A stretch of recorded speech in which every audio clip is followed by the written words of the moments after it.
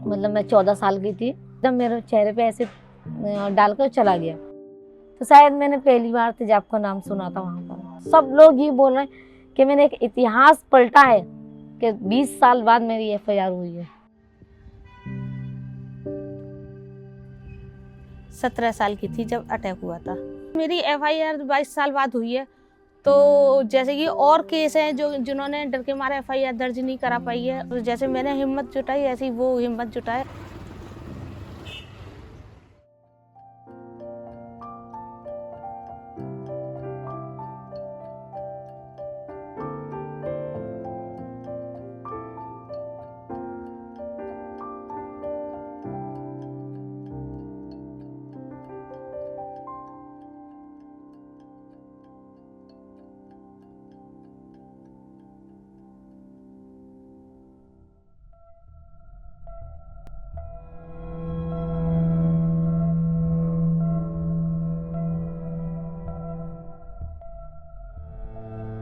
मेरा अटैक 2002 में हुआ था और वो मेरी बहन के देवर ने मेरे पर अटैक किया था। मुझसे वो शादी करना चाहता था और एक दिन ऐसा हुआ कि मेरी एक बहन का बच्चा मिसकैरेज हुआ, जिसके होने में मैं और मम्मी गई। तो बोला कि ये आई हो और इसके साथ मेरी शादी तय कर दो। तो मम्मी बोली अभी ये छोटी हो और इस घर में मैं शादी करूंगी भी नहीं इसकी। मेरी बड़ी जो बहन थी वही परेशान रहती थी उस घर में। उसके बाद वो रात के टाइम एसिड ले आया और एकदम मेरे चेहरे पे एसिड डालकर चला गया। तो मैं जब भी ये सोची कि मेरे ऊपर चाय डाल गया शायद ये गुस्से में, तो मैं बोली ये मेरे ऊपर चाय डाल, मगर 2 सेकंड के बाद लगा कि जैसे मेरे चेहरे के 2 टुकड़े कर दिए हैं और मैं चीखने लगी। मेरे जीजा आए, मुझे चिपटा लिए। वो सोचे मैं डर गई हूँ। उन्होंने जब चिपटाया तो बोले, जब वो जल गया वो यहाँ से, तो बोले अरे इसके ऊपर तेजाब डाल दिया है।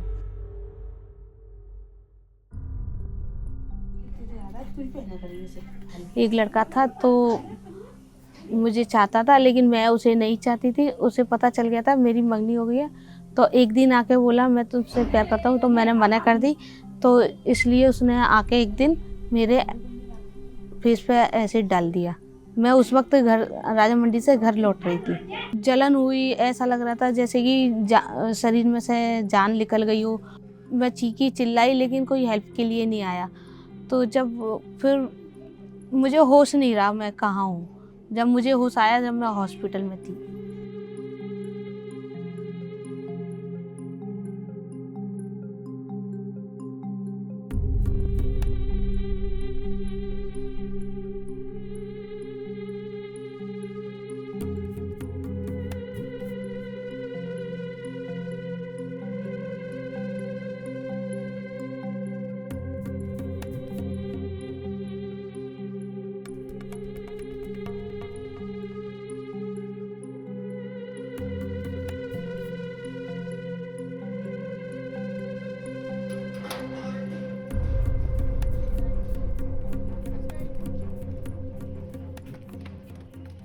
जब मुझे सुबह होश आया तो मेरा भाई यहाँ से आगरा से अलीगढ़ पहुँचे, तो बोले मुझे एफआईआर करानी है इसकी।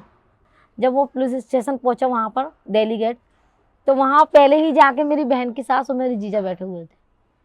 मतलब उन्होंने फिर वहाँ दबाव बनाने लगे कि अगर ऐसा कुछ करोगे तो इस बहन को भी अपने घर ले जाना, अपनी बहन को, मतलब इस कबाड़े को ले जाना यहाँ से।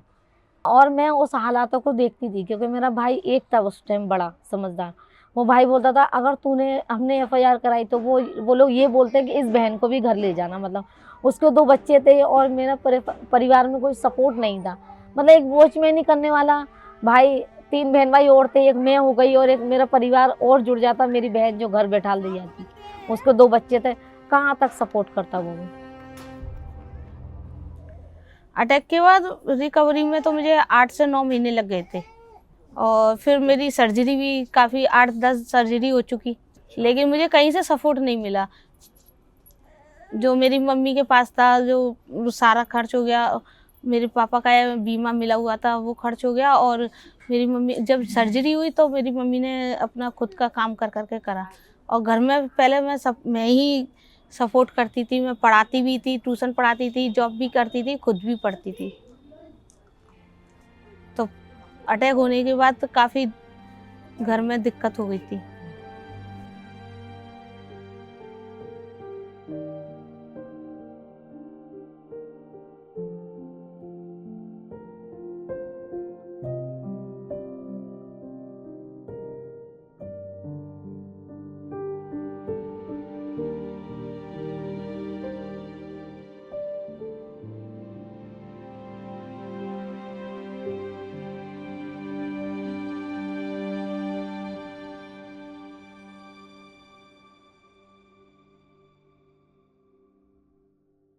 हाँ, तो कहीं ना कहीं मेरे अंदर टीस रहती थी, दर्द रहता था, चुभन थी कि मैं उसकी एफआईआर क्यों नहीं कर पाई, क्योंकि सारी लड़कियों की एफआईआर थी।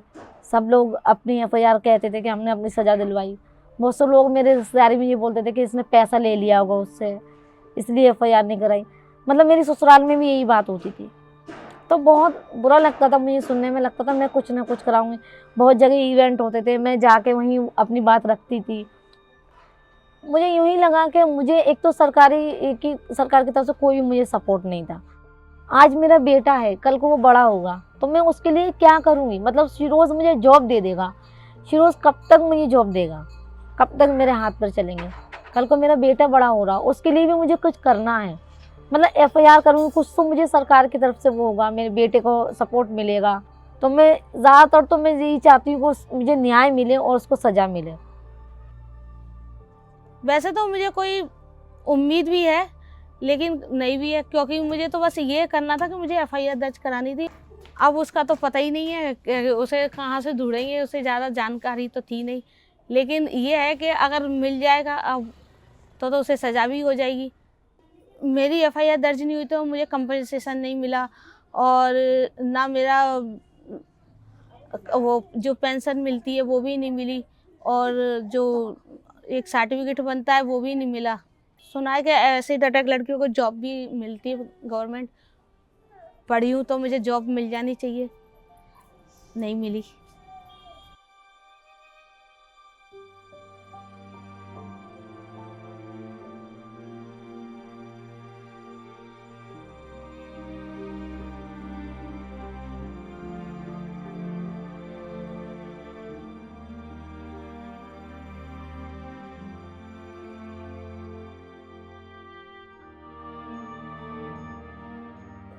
जिससे मंगनी हुई थी उससे मेरी शादी तो हुई, लेकिन मेरे ससुराल वाले राजी नहीं थे। तो लेकिन इन्होंने बोल दिया कि अगर शादी के बाद ऐसा होता तो मैं घर से बाहर थोड़ी ना निकाल देता। मेरे हस्बैंड है, 3 बच्चे हैं, 1 बेटी है, 2 बेटे। मेरे हस्बैंड अभी कुछ नहीं कर रहे हैं क्योंकि मेरा ये बेटा है जो स्पेशल चाइल्ड है, तो इसकी देखभाल के लिए रहते हैं, क्योंकि एक जना घर पर रहना चाहिए।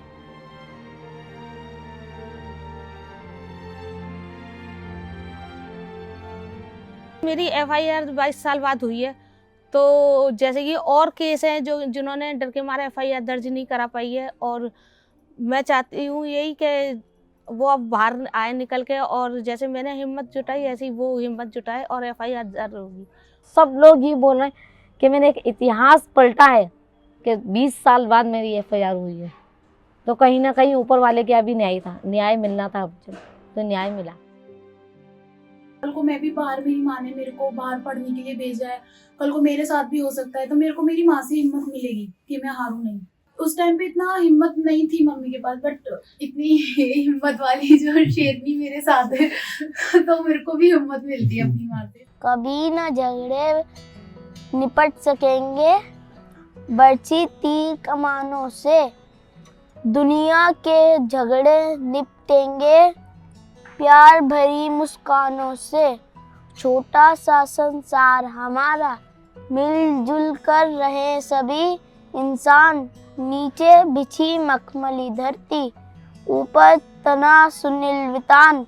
छोटा बड़ा नहीं कोई भी, सभी एक से सभी समान, मिट्टी के पुतले हैं हम सब, नहीं देवता नहीं भगवान।